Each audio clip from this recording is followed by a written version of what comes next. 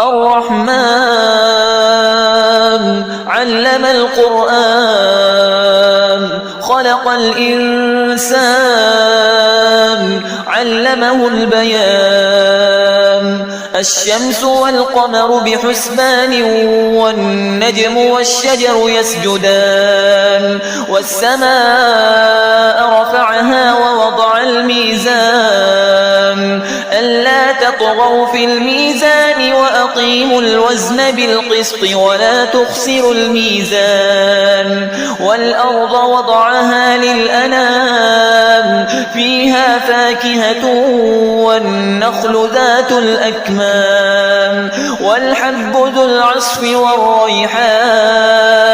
فبأي آلاء ربكما تكذبان خلق الإنسان من صلصال كالفخار وخلق الجان من مارج من نار فبأي آلاء ربكما تكذبان رب المشرقين ورب المغربين فبأي آلاء ربكما تكذبان مرج البحرين يلتقيان بينهما برزخ لا يبغيان فبأي آلاء ربكما تكذبان يخرج منهما اللؤلؤ والمرجان فبأي آلاء ربكما تكذبان وله الجوار المنشآت في البحر كالأعلام فبأي آلاء ربكما تكذبان كل من عليها فان ويبقى وجه ربك ذو الجلال والإكرام فبأي آلاء ربكما تكذبان يسأله من في السماوات والأرض كل يوم هو في شأن فبأي آلاء ربكما تكذبان سنفرغ لكم أيها الثقلان فبأي آلاء ربكما تكذبان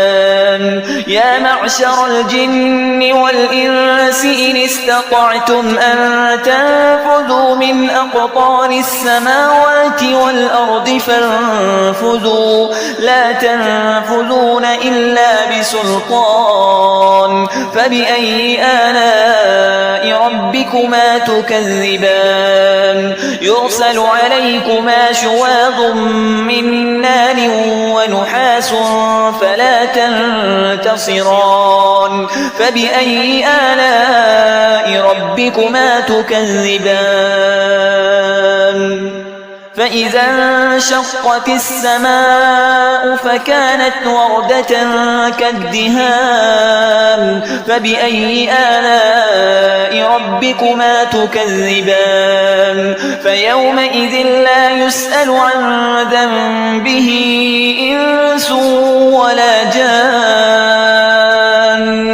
فبأي آلاء ربكما تكذبان يعرف المجرمون بسيماهم فيؤخذ بالنواصي والأقدام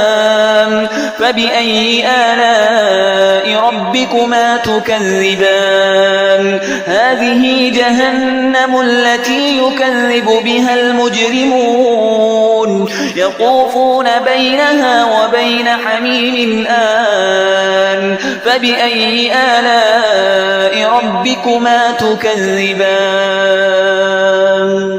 ولمن خاف مقام ربه جنتان فبأي آلاء ربكما تكذبان ذواتا